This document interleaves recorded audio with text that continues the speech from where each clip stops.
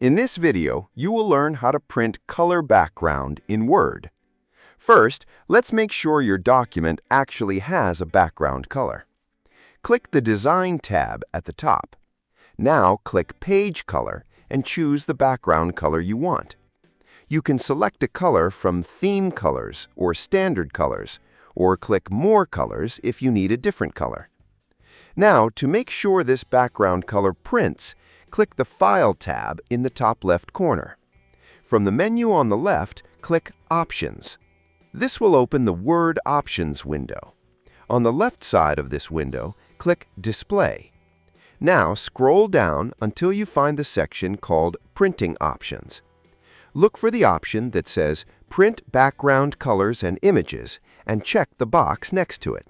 Then click OK to save the change. That's it.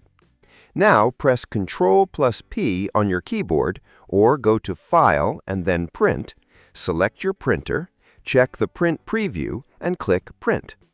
If your printer supports color printing, also make sure Color Printing is selected in your printer settings instead of black and white or grayscale. Your Word document should now print with the background color included. That's it.